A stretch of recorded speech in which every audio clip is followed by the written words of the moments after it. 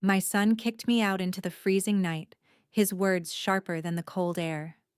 Still, I didn't argue. As I walked away, my fingers clenched around the coat he had shoved into my hands, a symbol of everything I had sacrificed. While the wind howled, I stepped into a mansion, a place he could never afford, now offering me refuge. The same house he had taken me for granted in. That's when it hit me. I wasn't just leaving him behind. I was starting a life he would never understand. All right, before we dive into this crazy story, do me a favor. Subscribe and tell us where you're watching from. The evening hung thick with unspoken words. Marjorie moved around the kitchen, the hum of the oven the only sound as she arranged the dinner plates with deliberate care. The roast chicken had a golden crust, the vegetables perfectly tender. The warmth of the stove contrasted with the sharp chill that had settled in her chest, a weight she had been carrying for days now. Ryan hadn't spoken much since he came home. His presence in the room felt like a shadow, darker and more oppressive than usual. He sat at the kitchen table, his hands wrapped around a bottle of beer, eyes glazed as he stared at nothing. Amber sat across from him, her posture stiff, the pale glow from her phone lighting her face as she scrolled with a concentration that seemed to cut through the air between them. Marjorie cleared her throat trying to fill the space. "So, any luck today, with the job search?" she asked, her voice calm, almost too calm. The question was a thread, a tiny thing, but it was enough to pull on the frayed edges of the tension. Ryan's eyes flickered up from his beer, narrowing. "It's not exactly a great time to talk about that," he muttered, his tone already on edge. Marjorie felt a stab of frustration, but she kept her hand steady. She didn't want this. This wasn't supposed to be a fight. But something in her chest tightened, and she couldn't let it go. "I just thought it might be nice if you had something lined up, just until things get better." "Yeah, well, maybe I don't need a lecture right now," Ryan snapped, his chair scraping against the floor as he stood abruptly. His voice rose, the harshness of it cutting through the quiet like a blade. "I don't need you asking me about my job prospects." His face reddened, eyes wild. Amber sighed loudly, the kind of sigh that carried the weight of 1,000 inconveniences. She put down her phone and gave a dramatic roll of her eyes. "Ryan, don't. It's not worth it." But her words were like gasoline on a flame, the calmness in her voice only making things worse. She crossed her arms, not so much in defense of him as in the defense of her own image. Ryan's temper snapped. He slammed his hand on the table, the sound echoing through the room, and the bottle of beer tipped over, spilling a dark pool onto the polished wood. He ignored it. "I told you already, I don't need you telling me what to do," he spat, the words sharp. His eyes flicked toward Marjorie like a dart thrown with fury. Marjorie flinched, but she didn't back down. "I'm just trying to help," she said quietly, but something in her voice must have hit him wrong because his expression twisted. The next moment was a blur. Ryan lunged forward, the table rattling with the force of his movement. "Help? You think you're helping me? You've done enough. You can't even do that right." His voice thundered in her ears as he grabbed her coat from the back of the chair and shoved it into her arms. Marjorie's breath caught in her throat. For a second, everything went still. The room seemed to shrink, as if the walls themselves were closing in. She felt the weight of his hands on the coat, his fingers digging into the fabric as if to remind her of who held power here. And then the words came, cold, final, and cruel. "Get out. I don't care where you go. Just get out." Marjorie's body went cold, but she held his gaze, steady as ice. His words hung in the air, the bitter taste of them thick in her mouth. Amber, sitting still, said nothing, but her eyes were already calculating, measuring the cost of this moment for her own plans. Marjorie didn't speak. She couldn't. There were no words left. She took a slow step back, her hands trembling slightly as she adjusted the coat over her shoulders. Her fingers brushed against the cold fabric, the chill creeping into her bones. She turned, her feet heavy on the floor as she walked toward the door. The wind hit her as soon as she stepped outside, sharp and biting, the icy air slapping her face with the force of a slap. Snow swirled around her, a white blur against the black sky. Marjorie stood for a moment, her breath fogging in the air, her hands frozen by the harsh cold. The world felt distant and strange, like a dream she couldn't wake up from. The sting of betrayal, the weight of what had just happened sank in, and for the first time, she let herself feel it. The tears threatened to come, but she didn't let them fall. Not yet. She didn't know where she would go. She only knew one thing. She was done. And as she walked into the night, the cold swallowing her whole, one thought echoed in her mind like a distant warning. He had just made the biggest mistake of his life. Marjorie's boots crunched through the snow, each step heavier than the last. The cold bit into her face, the kind of cold that made her wonder how long she could keep walking before her body refused to cooperate. The world around her blurred in the snowfall, dim streetlights barely cutting through the darkness. She wasn't sure where she was headed. Her small apartment was a few blocks away, but it might as well have been miles. The sting of Ryan's words echoed in her head. Get out.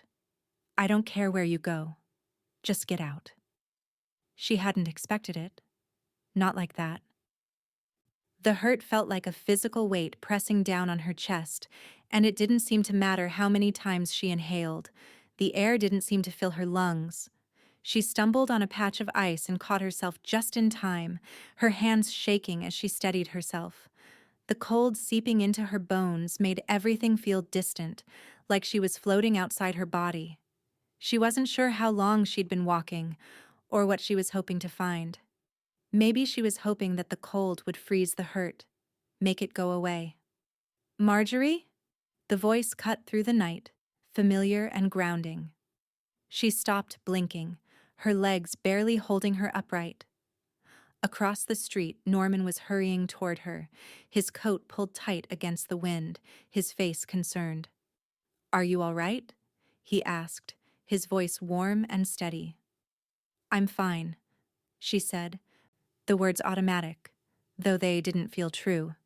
Norman didn't buy it. He stepped closer, eyes searching hers. "You don't look fine." His voice was gentler now, his hand reaching out to steady her when he saw her wobble slightly. Marjorie took a deep breath, the icy air cutting through her chest. "Ryan kicked me out," she murmured, barely able to say the words aloud. Norman's face softened, a mix of sympathy and disbelief. He stepped forward and placed a gentle hand on her arm, guiding her away from the street. "You can't be out here like this. Come inside, it's too cold." "I don't want to be a burden," she protested weakly, but her voice lacked the usual strength. "You're not a burden," he said, his tone firm yet kind. "You need to rest. Get warm." Marjorie hesitated, her mind swirling with the weight of everything that had just happened. She looked toward her apartment, the distant, cold shell of the place she once called home. The thought of being alone there, the silence pressing in, felt unbearable. "Okay," she said quietly, allowing Norman to lead her back toward his building, the warmth of his presence a stark contrast to the freezing night air. Inside, his apartment was small but cozy, the kind of place that felt safe in a way Marjorie hadn't known she needed. She sank into the armchair by the window, the warmth slowly starting to seep into her limbs. Norman made her a cup of tea without asking, his movements quiet but confident. She accepted it, cradling the mug between her hands, letting the warmth seep through her fingers. Her gaze wandered over to the small journal on the table beside her. Without thinking, she opened it to today's date, her hand trembling as she wrote, "Boundary crossed." The words felt both like an end and a beginning. She didn't know exactly what the future held, but one thing was clear. Tonight had changed everything. She closed the journal with a soft snap, the finality of it settling over her like a heavy coat. Norman returned to the kitchen, giving her space but watching over her with the kind of quiet care that made the world feel a little less cold. He spoke again, softly, as if giving her the room to make her decision. "You're welcome to stay the night, Marjorie. You don't have to be alone." For the first time since stepping out into the night, Marjorie didn't feel quite so lost. She nodded, her throat tight, but she couldn't find the words to say. For tonight at least, she wasn't alone. And that was enough. The stack of papers on the kitchen table felt heavier than it should have. Marjorie ran her fingers over them, the crinkled edges of old receipts and bills catching her attention as the dim kitchen light flickered above her. The air in the apartment felt still, too still, and the quiet was suffocating, just like the thoughts swirling in her mind. She picked up the first document, a utility bill for a house she had helped maintain for far too long. Ryan had promised to take care of it. "This time, Mom, I swear I'll handle it." But it was never just this one bill. It was always one more, then another, and another. Her hand trembled as she set the bill aside, only to reach for another. A loan she had paid off, yet still, Ryan had never followed through with the repayment. His words echoed in her head, promises wrapped in the same guilt he had used to manipulate her for years. "I'll pay you back, I promise. We're drowning right now." The promises were empty, the debt mounting, and she was the one left holding the weight. Norman had returned just moments ago, his quiet presence a comfort as he observed her from the doorway. She could feel him watching her, but she didn't acknowledge him. There was too much to go through, too much that had been hidden in plain sight for far too long. "Marjorie," he said softly, his voice grounding her. "Do you need help with these?" She didn't answer immediately, only shaking her head as she continued sorting through the papers. Receipt after receipt, bill after bill, each one felt like a reminder of how much she had given, how much she had sacrificed, how much Ryan had taken without ever truly giving back. "I paid for their car insurance," she muttered under her breath, the realization sinking in as she picked up another receipt. "And the daycare, too. When Amber wasn't working, I covered it all." Norman stepped closer, his hand on the back of the chair she sat in. He didn't say anything, just stood there, waiting for her to keep going. Her fingers flipped to the next paper, a stack of texts from Ryan. They were brief, but the tone had always been the same, a mixture of desperation and guilt. "Please, Mom, we need help. I know it's a lot, but we're really struggling. You're the only one who can help." Each text felt like another small betrayal, another knot tightening in her stomach. She had given so much, too much. And for what? For nothing but broken promises and empty thanks. A sudden, sharp ache hit her chest, and she set the papers down, her breath catching in her throat. The truth was sinking in, and it hurt in a way that was almost unbearable. She had been used by the people she loved most. And now, all that was left was the aftermath. Stacks of receipts, unpaid loans, and an overwhelming sense of emptiness. Norman took a step closer, his hand resting gently on her shoulder. She didn't look at him, but his touch was a small comfort in the midst of the storm. She reached for her phone, her hands shaking as she dialed the number for Elaine Stover's law office. Her fingers fumbled as she pressed each button, but she managed to get through to a receptionist. "I need to speak with Elaine," Marjorie said, her voice low but steady. "I need to schedule an appointment." The receptionist took her details, and as she hung up, Marjorie felt the weight of what she had just done. Tomorrow, she would finally take control. She would stop letting Ryan's mistakes define her. She placed the phone down, the finality of the decision settling in her chest. She was done being the one who picked up the pieces. Tomorrow, everything would change. Looking up at Norman, she nodded. I'm meeting with Elaine tomorrow. I'm done with this. It's time to fix things. For the first time that night, Marjorie felt a flicker of hope. She wasn't alone anymore. And maybe, just maybe, this was the start of something new. The sterile hum of the office felt distant as Marjorie sat across from Elaine Stover's desk, the binder of papers on her lap like a heavy weight she couldn't escape. She had spent years caught in the mess of her son's demands and her own misplaced sense of duty.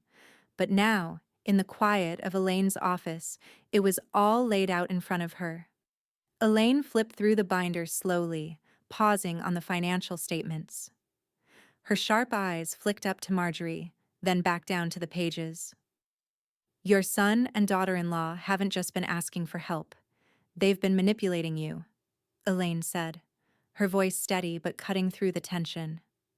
Marjorie nodded, her hands trembling slightly as she folded them in her lap. She had known it, of course, but hearing it from someone else, from a professional, made it real in a way she hadn't been ready for.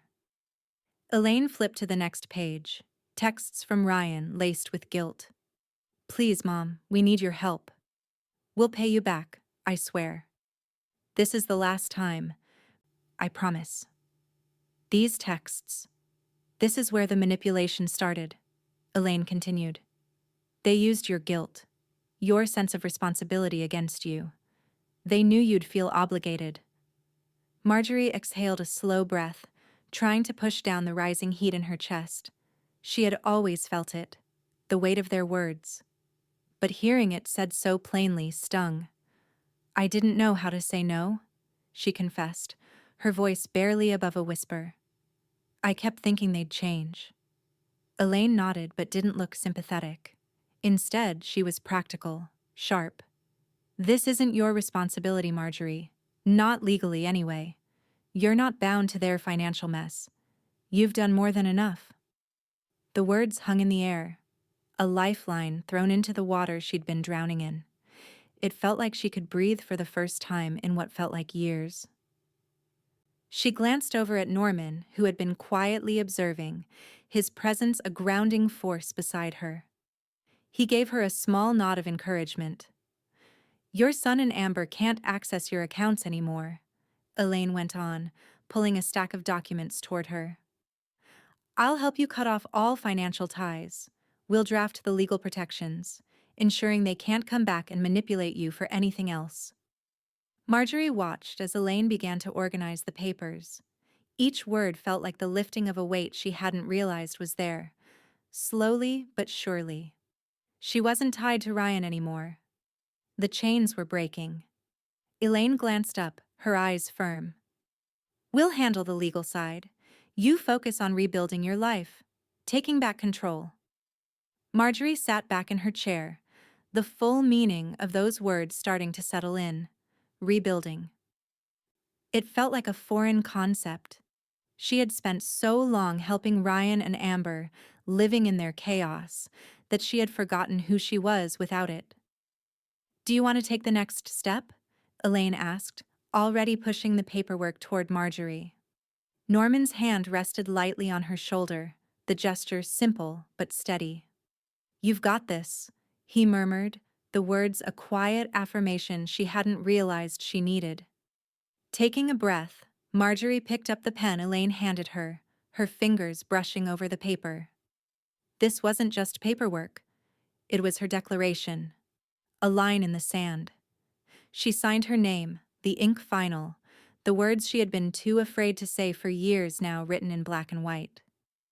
Elaine gave her a small smile. We'll file these immediately. It's the first step in taking back your life. Marjorie looked at the document. Then at Norman, her chest finally feeling lighter. For the first time in years, she wasn't just surviving. She was starting to live again. And that was enough. The sun was just beginning to set as Marjorie pulled into the driveway of the Lake of the Isles mansion. The massive house loomed in front of her, its stone facade gleaming in the fading light. It looked like something out of a dream, so far removed from the cramped apartment she had just left behind. For a moment she hesitated. Was she really ready for this? For a life so different from everything she had known? She had spent the last few days sifting through job listings, but this one, this opportunity, felt different. It wasn't just a job. It was a chance to start fresh, to be valued for her skills, not for the amount of money she could send. Inside the mansion, Marjorie found herself face to face with Margaret Loring, the owner of the estate. Margaret, elegant in her mid-50s, greeted her warmly but with the kind of cool professionalism that Marjorie immediately respected. "I'm glad you could make it," Margaret said, shaking Marjorie's hand. "We've been looking for someone with your background, someone who knows how to organize and manage the details of a household this size." Marjorie smiled, the nerves settling a little as she sat down across from Margaret in the sun-drenched sitting room. She had prepared for this interview as best she could, but in the back of her mind, a part of her still felt like she didn't belong here. "I'm very organized," Marjorie said, her voice steady but quieter than usual. "I've spent years managing schedules, finances, and overseeing administrative duties." Margaret raised an eyebrow, clearly impressed. "I can tell. You've got a calm, meticulous energy about you. That's exactly what we need. This place is a lot to manage alone." Marjorie exhaled a breath she hadn't realized she was holding. "I'm willing to work hard." Margaret smiled. "I can tell. And I think you'll fit right in here." She paused for a moment, studying Marjorie's face before she added, "We also offer room and board for the right person. We have a lovely suite available for you just upstairs. It's part of the job. Accommodation, meals, and all the privacy you need. We want to make sure you're comfortable here." Marjorie's heart skipped a beat. She hadn't expected that. Room and board included in the job. It felt too good to be true. After years of barely scraping by, this was an opportunity that might just change everything. I'd be honored to accept," Marjorie replied, the words coming out more confidently now. Margaret nodded, standing up to extend her hand again. "It's settled then. I'm thrilled to have you on board." A few days later, Marjorie stood in the center of her new suite, the room's tall windows framing a breathtaking view of the lake. The space felt vast, yet peaceful, and for the first time in a long time, she felt like she had room to breathe. The suite was beautifully furnished, the kind of space she never imagined she could afford. Norman had come to help her move in, carrying the last of her boxes through the grand hallway of the mansion. "This place is incredible," he said, setting a box down with a grunt. "It's like a whole new world." Marjorie nodded, her hands still shaking slightly from the surreal nature of it all. "I can't believe I'm really here," she said, taking in the opulence of the space. "It's like a dream." Norman smiled, his eyes soft with pride. "You deserve this, Marjorie. You've been through so much. This is your time to finally take care of yourself." She felt her chest tighten with gratitude. The burden of the past few years seemed to fall away with each step she took deeper into the mansion. She wasn't just running away from her old life. She was stepping into something new, something she had built for herself. As she unpacked the last of her belongings, the quiet of the mansion wrapped around her like a blanket. The isolation felt both daunting and freeing. The house was big, too big for just her, but it was hers. It was the first space in a long time where she wasn't just a caretaker for everyone else. When Norman was ready to leave, he gave her one last hug at the door. "I'm so proud of you, Marjorie. You've earned this." She nodded, smiling at him through misty eyes. "Thank you, Norman. I couldn't have done this without you." And as she watched him drive away, she closed the door behind her, standing alone in the middle of the grand mansion. It felt like a turning point, a place to rebuild, a space to grow, and for the first time in years, Marjorie could feel the weight lift off her shoulders. This was her new beginning. And for the first time in a long time, she was ready for it. The stillness of the mansion felt comforting as Marjorie moved through her new space. The room was warm, the sunlight streaming through the large windows, casting long shadows across the polished hardwood floors. She had taken her time unpacking, settling into her new life. For the first time in years, there was no chaos, no pressure to fix everyone else's problems. But then, as she finished unpacking the last of her belongings, her phone buzzed on the table. It was a message from Amber.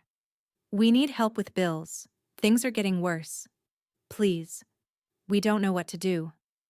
Marjorie stared at the screen, the familiar weight of guilt creeping into her chest. She knew this message all too well, the desperate tone, the implied obligation. But this time she didn't feel the usual pull to respond. She couldn't. Not after everything they had put her through. Her fingers hovered over the screen, but she didn't type anything. She set the phone back down on the table and turned her attention back to her room.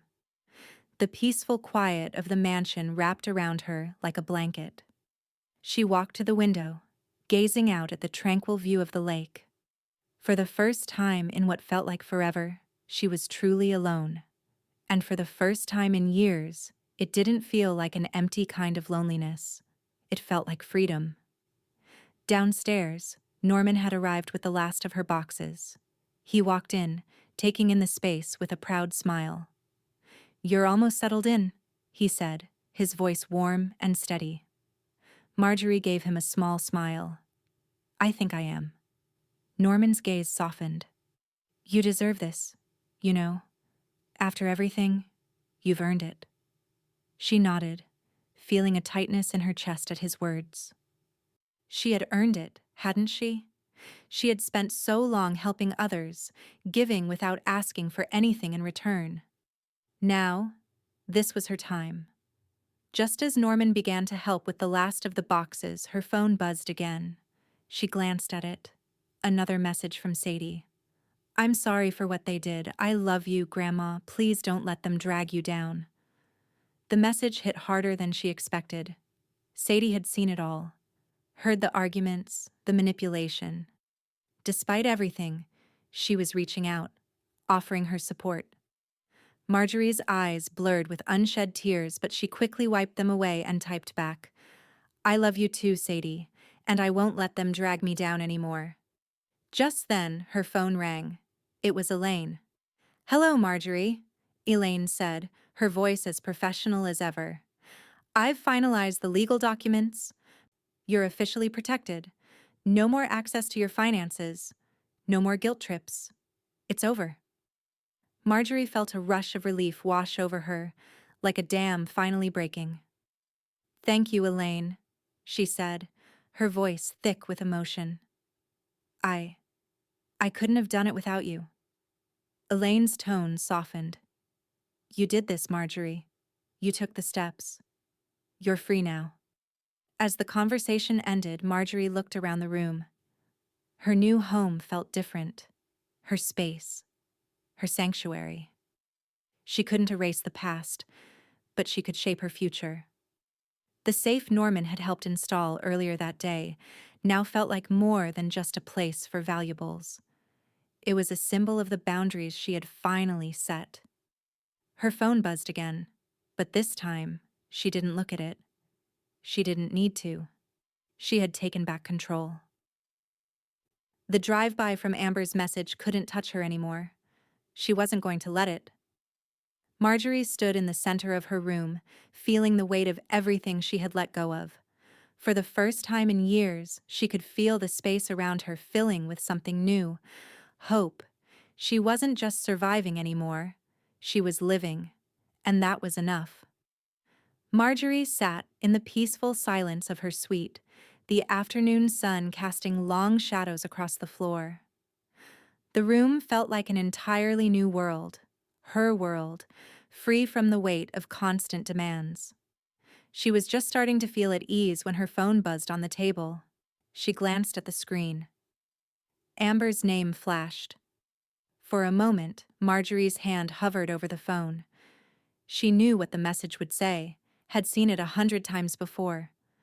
We need help. Things are getting worse. Please. We don't know what to do. Her chest tightened, the familiar guilt swirling in her stomach. She had always responded before, always been there for them, sacrificing her own peace. But now, something inside her shifted. She couldn't keep doing this. Slowly, she pressed the block button. Amber's number was gone from her contacts now, just like that. The call ended.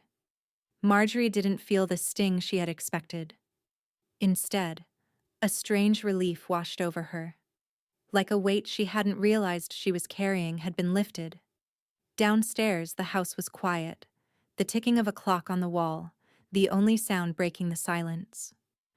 Marjorie had spent the morning organizing files with Margaret, the mansion's owner. She was meticulous, almost methodical as they worked side by side, sorting through decades of estate documents. "You've got a real talent for this," Margaret said, handing her another stack of papers. "I could use someone like you for the long haul. You've got a way of staying calm under pressure." Marjorie smiled slightly, grateful for the compliment. It was strange, this sense of purpose. Here, for the first time, she was contributing to something without feeling drained. She wasn't fixing anyone else's life. She was simply helping keep things running smoothly.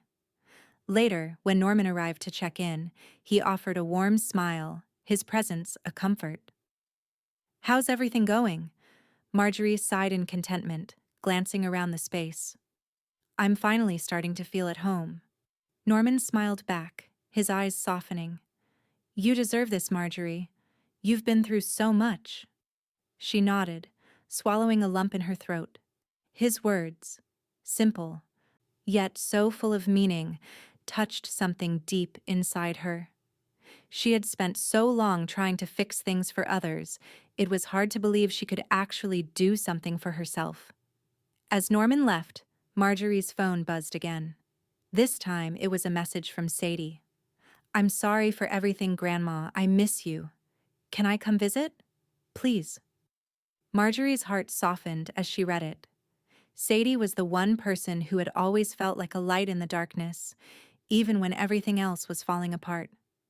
Without thinking, Marjorie typed back, "Of course. I'd love to see you tomorrow." It felt right. It felt healing. That evening, as the house settled into silence again, Marjorie sat by the window, looking out at the lake. The sun had set, casting a golden glow over the water, and for the first time in years, Marjorie felt a sense of peace settle in her chest. She wasn't waiting for someone to call or ask for help. She wasn't trying to fix anyone's problems. She was just living. Tomorrow, Sadie would be here.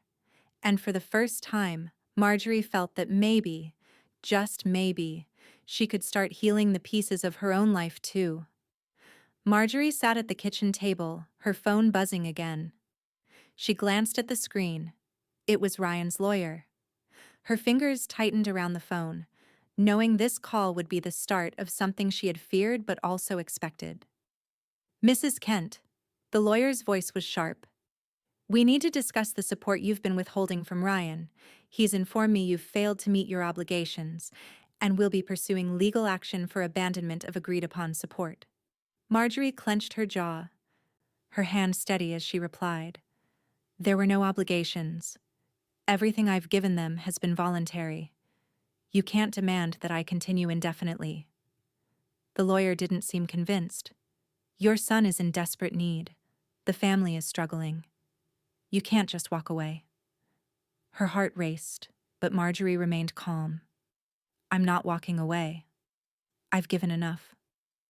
With that, she ended the call, the weight of his words lingering. Marjorie immediately called Elaine, her trusted attorney, her voice tinged with frustration but steady. "He's threatening to take me to court for abandonment. I can't believe this." Elaine's calm response grounded her. "Don't worry, Marjorie. We have everything we need. All the evidence of your voluntary support is documented. We'll handle this. Marjorie quickly began gathering the receipts, texts, and transfer records, the weight of the task heavier than she expected. She had spent so long keeping track of these debts, these helpful gestures. But now, they would serve a different purpose. Elaine's calm reassurances soothed her as she began to realize just how much she had been manipulated. As Marjorie sorted through the texts and bank statements, a notification flashed on her screen. Amber had posted a rant on social media, calling Marjorie selfish and accusing her of abandoning them when they needed her the most. Marjorie's stomach turned, the same words she had heard before now blaring in public. Instead of reacting, Marjorie turned to Norman. She sent him a message. "Screenshots, please." Norman's reply came quickly. "Already done." She felt a flicker of satisfaction. Amber's words didn't have power over her anymore. They couldn't hurt her. Later that evening, Marjorie sat at her desk, her hand hovering over her will. For years, Ryan had been the beneficiary. It was a legal formality, one she had never given much thought to, until now. With a deep breath, she crossed out Ryan's name and added Sadie's instead. She had always wanted to do this, but now it felt like a statement. She was cutting Ryan out, once and for all. Her hand shook slightly as she signed the updated will, the weight of the decision settling heavily in her chest. But it felt right. Sadie had always been different, the one person who had never manipulated her. Marjorie's phone buzzed once more, and this time it was Sadie. "Grandma, I'm sorry for everything. I miss you. Please don't let them drag you down. I'm worried." Marjorie closed her eyes as she read the message. The guilt, the weight of everything Ryan and Amber had put her through, weighed on her, but she wasn't going back. She wasn't going to let them drag her down anymore. She typed quickly, her fingers steady. "I love you, Sadie. We'll get through this. I promise." As she hit send, Marjorie sat back, looking at the papers around her. She wasn't just surviving anymore. She was living.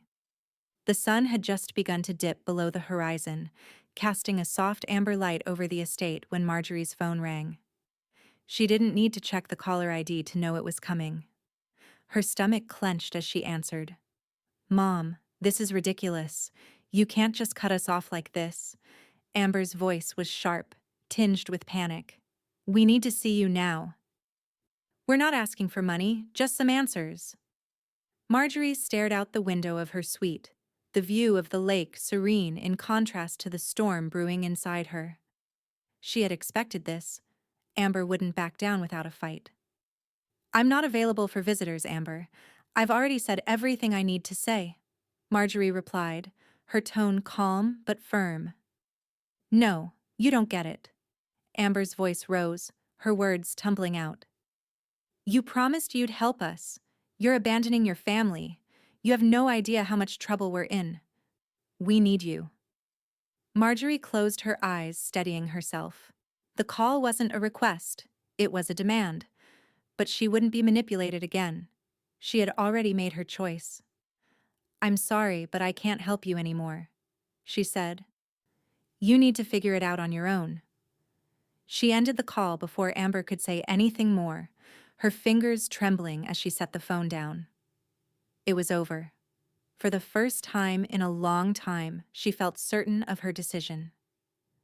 Half an hour later, Marjorie was standing in front of the large windows in the sitting room, watching the gates of the estate. She had no doubt Amber would try something, but seeing her car pull up to the front gates made her stomach tighten. Amber's figure was easily recognizable as she stormed up to the security booth, her arms flailing as she argued with the guards. The estate was vast, and the long drive from the gate to the mansion seemed even longer with the rising tension in Marjorie's chest. She turned toward the staircase, her gaze sweeping over the room she had finally started to make her own. It felt so different now, no longer weighed down by the past. The doors to the outside world were shut tight, both literally and figuratively. She had built these walls for herself. Now, they were hers to defend. Upstairs, she peeked out through a set of curtains. Amber was outside, yelling at the guards, waving her arms. Marjorie could hear snippets of the argument from her vantage point. "This was supposed to be our house," Amber screamed. "She's our mother. You can't just lock us out like this." The guards remained calm, refusing to engage further. One of them turned to call someone on the radio. Amber's words, full of desperation and rage, ricocheted against the stone walls of the estate, but they were powerless to change anything. Margaret appeared beside her, her presence as cool and composed as ever. She had been a quiet, supportive force for Marjorie, ever since she had arrived at the mansion, a sharp contrast to the chaos of Marjorie's past. Margaret's eyes followed Marjorie's gaze out the window as Amber continued to rant. "That's your daughter?" Margaret asked, her voice almost curious, though there was a hint of disapproval in her tone. Marjorie nodded, her chest tightening as she watched Amber's futile attempt to break through the security. "Yes," she said softly, "that's my son's wife. They don't understand anything. They think they're entitled to everything I have." Margaret's gaze hardened as she watched the scene below. "Are they a threat to you?" The question felt strange to Marjorie, but she didn't hesitate. "Yes," she said quietly, the realization settling over her like cold water. "They've used me for years. I've given them everything. And now, they want more." Margaret's face softened, her lips pressing together in a quiet understanding. "I'll make sure they don't bother you again." Marjorie's heart raced as she watched Amber finally turn away, the guards holding firm at the gate. There was a sense of finality in Amber's retreat, but Marjorie couldn't shake the feeling that this wasn't over. It never was with them. "Thank you," Marjorie said, her voice quiet but sincere as she looked at Margaret. Margaret gave her a small nod, the kind that spoke volumes. "You're safe here," she said, her words firm. "No one will get through those gates without permission. I'll make sure of it." As Amber's car disappeared down the driveway, Marjorie exhaled deeply, the weight of the encounter sinking in. She wasn't just defending her home. She was defending her right to peace, to a life free from the manipulation and guilt that had held her captive for so long. For the first time in years, Marjorie felt the walls she had built around herself were more than just physical barriers. They were the boundaries of her new life, and nothing, no one, would break through them again. The call had been clear. The gates had been closed. And as Marjorie turned away from the window, she knew that this time there was no turning back. The knock at the door was firm, but Marjorie didn't flinch. She knew what was coming. 2 officers stood at her threshold when she opened the door. Their presence, stern but respectful, sent a ripple of tension through her. "Good afternoon, ma'am. We're with the Minneapolis Police Department. We need to speak with you regarding an allegation made by your son, Ryan Kent," one officer said, his voice calm but authoritative. Marjorie nodded, her heart pounding in her chest, but her exterior was steady. "Come in." The officers entered, and she led them to the sitting room. They were clearly sizing up the mansion, taking in the grandeur of the estate. It was almost as if the physical space alone spoke volumes about the life she had now built, far removed from the chaos she had once endured. "Please, have a seat," she offered, gesturing to the armchairs. One officer took a seat, the other standing as if ready to take notes. "We've received allegations from your son that you've wrongfully evicted him, and he claims you abandoned financial support," the officer said, looking down at a clipboard. "He's filed for an investigation." Marjorie took a steady breath. "That's not true. I didn't abandon him. I helped him for years. I've paid bills, provided financial support. But when he kicked me out last winter, that was the line for me." She pulled out the binders she'd kept meticulously organized. Receipts, bank statements, and the string of text messages that documented her efforts. She slid them across the table toward the officers. "Every penny I sent was voluntary," Marjorie continued, her voice calm but resolute. "There's no legal obligation. He made me feel like I was responsible, but I'm not." The officers sifted through the documents, their eyes flicking between the papers and Marjorie. They didn't speak for a moment, letting the weight of the evidence sink in. "This is comprehensive," one officer said, glancing up at her.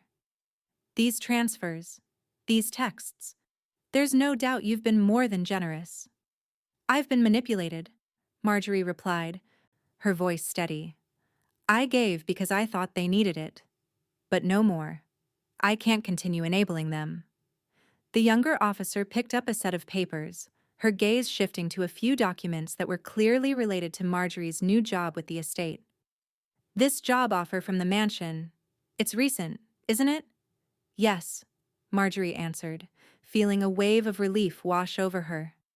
"I got the job shortly after Ryan kicked me out. It's part of why I can't keep helping them." The older officer nodded. "So, you've moved on? Grown independent?" He looked up at her with a faint nod of approval. "That makes sense."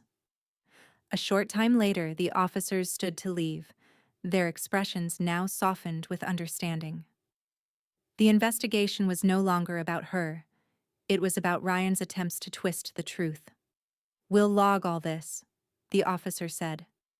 "This should be enough to clear things up on our end." Marjorie nodded, standing to see them out. As she closed the door behind them, the weight of the conversation began to lift, replaced by a quiet but growing sense of relief. Later that afternoon, Norman arrived. He could tell by her expression that the visit had gone well. He raised an eyebrow. "Everything okay?" "They've got what they need," Marjorie said, her voice steady. "They'll take it to Ryan's lawyer. It should be over soon." Norman smiled, his eyes crinkling with pride. "You did it, Marjorie. They've got nothing left." Marjorie exhaled, feeling a weight lift from her chest. "Maybe," she murmured. "But I'm not letting my guard down. Not yet." Norman's smile faded into a more serious expression. "They'll try again. You know that." Marjorie nodded, looking out at the peaceful landscape beyond the mansion gates. Let them try. They won't win. For the first time in years, she was in control. And no one, not even Ryan, could take that away from her. The courtroom was cold. The hum of whispered voices in the gallery a dull buzz as Marjorie sat in the witness box. The pressure of the situation was heavy, but she had already made up her mind. She wasn't going to let Ryan's lies drag her back. "Mrs. Kent," the judge began, his voice firm, "we are here today to address the claims made by your son, Mr. Ryan Kent, who alleges that you have abandoned your financial obligations." Marjorie felt a flicker of tension in her chest. It was exactly what she had feared, their attempt to manipulate the situation once more. But this time, it wasn't going to work. Ryan's lawyer stood up, his suit crisp and his tone sharp. "Your Honor, my client, Mr. Kent, has been left to struggle without the help he was promised. His mother, after years of support, suddenly ceased her financial assistance, abandoning him in his time of need. This is not just about money, it's about family." Marjorie remained calm, her hands folded neatly in front of her. She knew exactly what was coming next. She had been down this road before. Elaine, her attorney, rose to her feet, cutting through the tension. "Your Honor, let's be clear. Mrs. Kent's financial support has always been voluntary. There was never an official agreement between them. In fact, the records show that Mrs. Kent has gone far beyond what any mother should, paying bills and taking on the burdens of their debts for years." Elaine slid the stack of documents across the table, each receipt and bank statement a testament to Marjorie's generosity. The officer on the other side looked through them, nodding slightly. Marjorie's heart pounded, but she steadied herself. She had nothing to hide. She wasn't the one who needed to explain herself. Ryan's lawyer fidgeted with his papers, trying to regain some ground. Your Honor, she promised. She agreed to help. Her sudden withdrawal has left my client in a crisis. Elaine stood firm. Mrs. Kent did not abandon anyone. She was forced out of her home in the middle of winter by her own son. The texts, the evidence. It's all there. You cannot force a mother to continue helping when she's been driven away. Ryan's face twisted in frustration, his hands balled into fists. Amber shifted uncomfortably in her seat next to him. Then it was Marjorie's turn. She stood, walking to the stand, her gaze unwavering. She spoke calmly, clearly. I was living with Ryan and Amber, helping with bills, providing whatever I could. But when I asked about their future, Ryan pushed me out. He said I had to leave. I was out in the snow, in the cold, with nothing. The courtroom fell silent. Marjorie's voice, steady as stone, was the truth they couldn't twist. She had been pushed, not by choice, but by their cruelty. The judge, his expression hardening, turned his gaze to Ryan, then back to Marjorie. And you, Mrs. Kent, have no legal obligation to continue these financial contributions? None, Marjorie said, her voice steady. It was always voluntary, and when I was told to leave, I stopped. Elaine turned to the judge, her tone confident. There's nothing to this case, Your Honor. The evidence is clear. Mrs. Kent has given generously, but she's under no obligation to continue. The judge nodded, his gavel tapping once. I will review the evidence, but from what I see, this case doesn't hold water. Marjorie returned to her seat, her heart pounding, but there was a quiet relief settling in. The truth had been laid bare. As the courtroom began to empty, Marjorie caught a glimpse of Sadie in the back row. The girl's face was filled with sadness, but also confusion, the weight of the situation pressing down on her young shoulders. Marjorie met her gaze and gave a slight nod, her heart aching. She wasn't going to let this destroy them. Not anymore. It wasn't just about the case anymore. It was about rebuilding. For herself and for Sadie. And no matter what Ryan tried, Marjorie knew she had already won. The courtroom felt heavier as the judge sat back, scanning the pile of evidence laid before him. Marjorie, seated at the defendant's table, kept her eyes forward, her hands clenched tightly in her lap. Her attorney, Elaine, had just handed over a binder, meticulous financial logs that detailed every penny Marjorie had contributed to Ryan and Amber's household. Your Honor, Elaine said, her voice clear and unwavering. This is the full financial record of Mrs. Kent's contributions to her son's family. Every payment, every bill paid, every transfer, it's all documented here.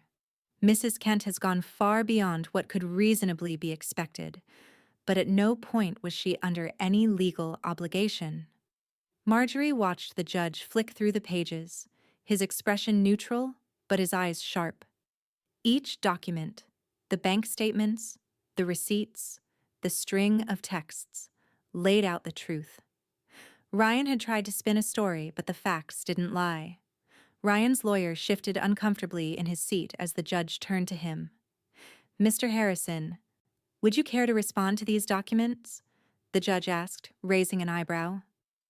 Ryan's lawyer cleared his throat, his previous confidence faltering. Well, Your Honor, while it's clear Mrs. Kent did provide support, we maintain that she agreed to continue helping. There were promises made, verbal agreements, if you will, that my client was depending on. Elaine stood up, her voice firm as she addressed the judge. Your Honor, there is no formal agreement. The payments made by Mrs. Kent were voluntary, not a contractual obligation. She was helping out of kindness, but when her son forced her out, she had every right to stop. This case is not about family. It's about manipulation. The judge, still looking over the documents, nodded thoughtfully. Marjorie could see the change in his demeanor, the shift toward disbelief in the strength of Ryan's claims. She felt a subtle sense of relief, but she kept her focus. The truth was undeniable, but she wasn't letting her guard down. "Mrs. Kent," the judge said after a long pause, setting the final document down. "The evidence speaks for itself. The transfers, the texts, they show a pattern of generosity, but not one bound by any obligation. Your son's accusations are unfounded." Ryan's face tightened with frustration, his fists clenched on the table. "She promised," he hissed, his voice rising. "She's abandoning us." Elaine didn't flinch. "No one is abandoning anyone." Mrs. Kent was forced out of her own home in the dead of winter by her son, and it's all documented here. That's the issue. The judge glanced at Ryan, who looked like he wanted to argue but couldn't find the words. Instead, he turned to Marjorie, her steady presence in stark contrast to his outburst. She had nothing to hide, and that was the truth Ryan couldn't twist. The judge's gavel came down with a firm thwack. "This case is dismissed," he announced. "With prejudice. Mrs. Kent is not responsible for the financial situation of her son or his family." Marjorie exhaled, feeling an immense weight lift from her chest. It was over. She had been through so much, but in that moment she could feel the power of her decision, the clarity of standing her ground. As the court began to empty, Marjorie caught sight of Sadie in the back row, sitting quietly, her face a mix of sadness and concern. Her granddaughter had been through so much too, but Marjorie wasn't about to let this case break her. She gave Sadie a small nod, trying to convey everything in that single gesture.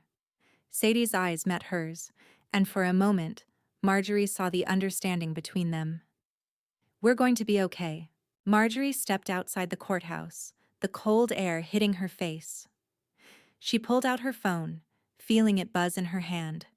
The message was from Sadie. "I'm so relieved, Grandma. You did it. You're free. I'm proud of you." Marjorie's eyes filled with tears as she read it, her heart swelling with love. She typed back quickly. "I'm proud of you too, Sadie. We'll get through this. Together." As she hit send, a deep sense of peace settled over her. For the first time in years, Marjorie felt truly free. The weight of Ryan's manipulation was gone, and with it, a new chapter was beginning. Not just for her, but for Sadie too. She wasn't just surviving anymore, she was finally living. And nothing, not even Ryan, could take that away. The room was quiet except for the faint rustling of paper as Marjorie sat across from Elaine and Margaret. The trust documents spread before her. The weight of the moment was palpable. This wasn't just about money, it was about taking back control of her life. With Ryan's name still listed as the beneficiary, it felt like the last thread holding her to the past. Elaine watched her carefully, her voice steady. "Whenever you're ready, Marjorie." Marjorie nodded, taking a deep breath. Her fingers brushed over the pen, the simple tool that would sever the last ties to her son. She had been a mother, a caretaker, but she couldn't keep enabling the behavior that had drained her for so long. This act was her final declaration of independence. The first section was easy, crossing out Ryan's name, erasing the connection. She could feel the burden lifting as she signed his disinheritance. It wasn't a decision made lightly, but it was necessary. Margaret, sitting across from her, gave a quiet, approving nod as Marjorie moved to the next section. Sadie's name was listed there now, her granddaughter, the one person in this mess who had never manipulated her, never made her feel less than loved. Marjorie signed that part with confidence. Sadie would inherit what was hers. The papers were now official.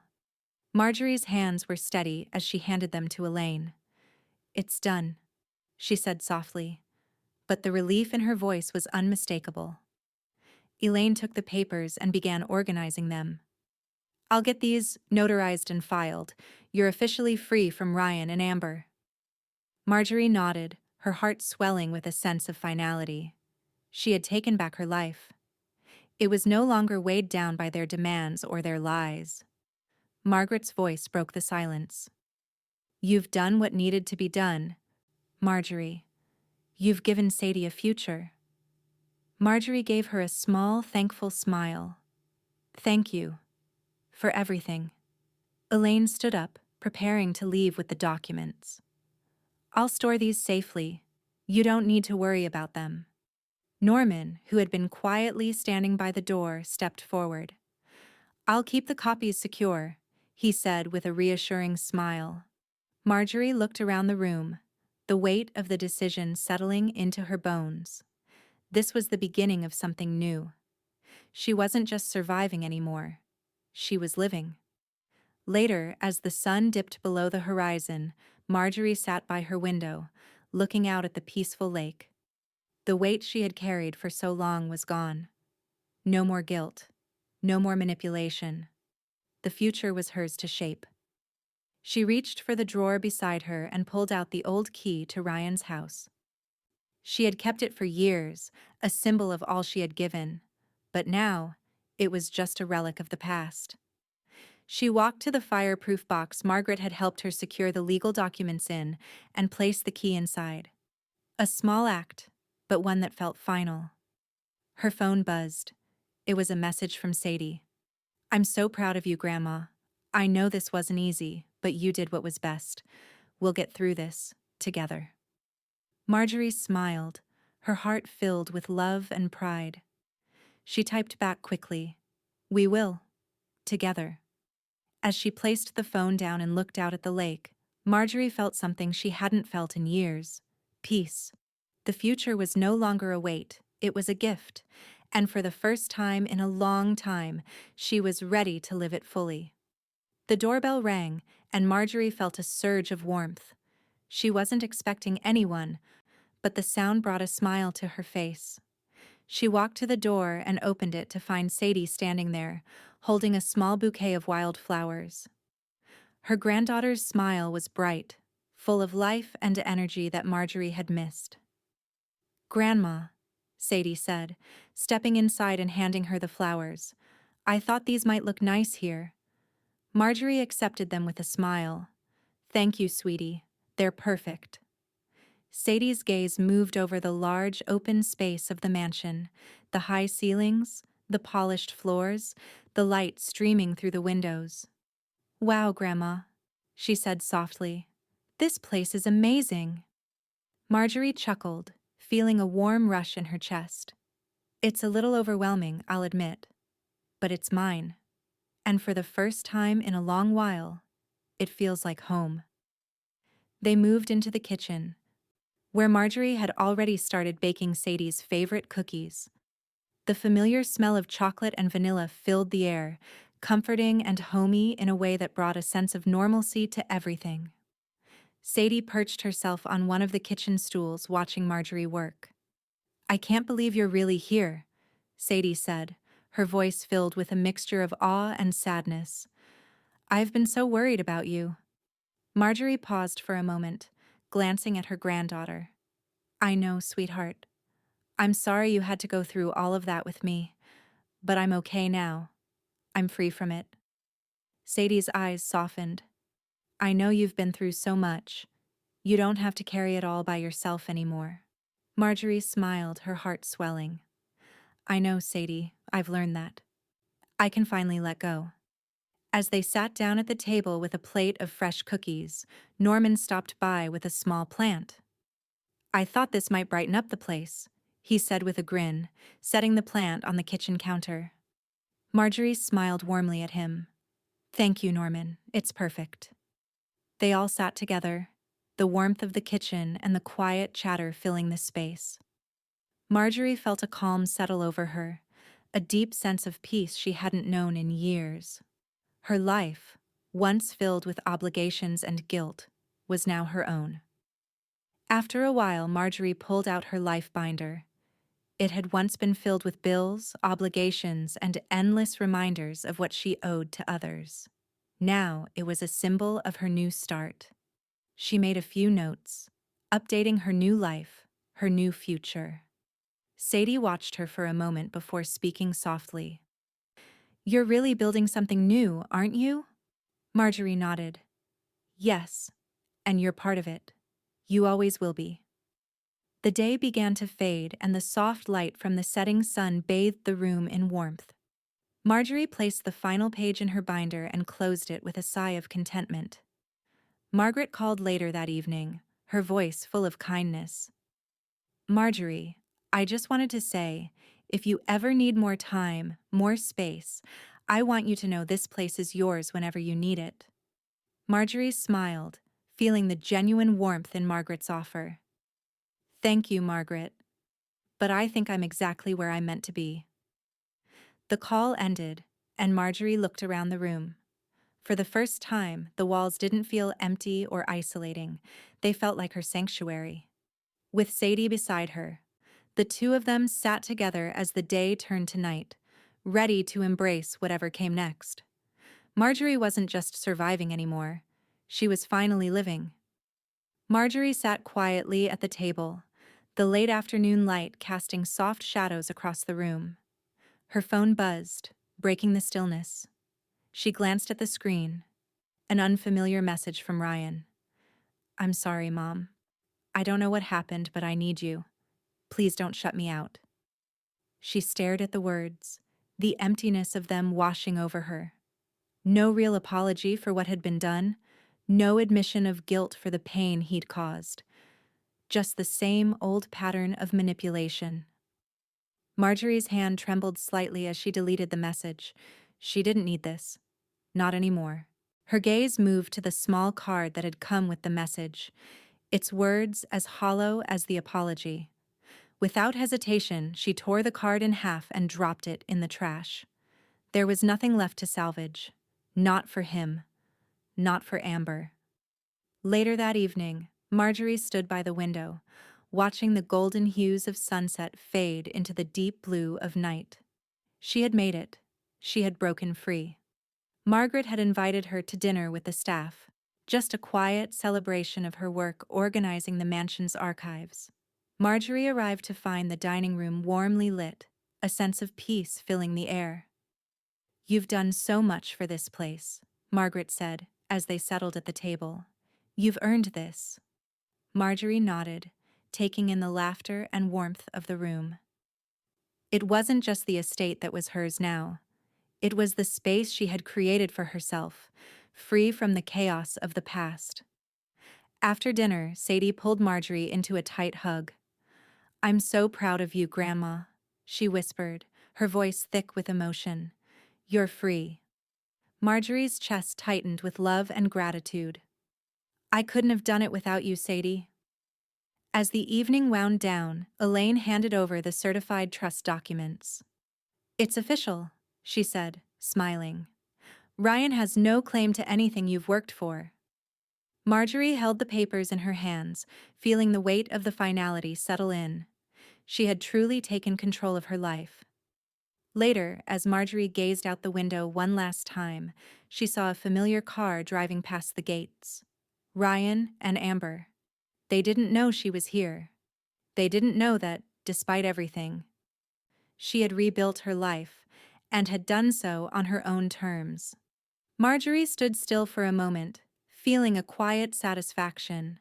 She had been kicked out in the cold, but now, she was standing tall in a mansion he could never afford. "He kicked me out in the cold. A week later, I took a job in the mansion he could never afford." She smiled, knowing that the future was hers, and no one could take that away.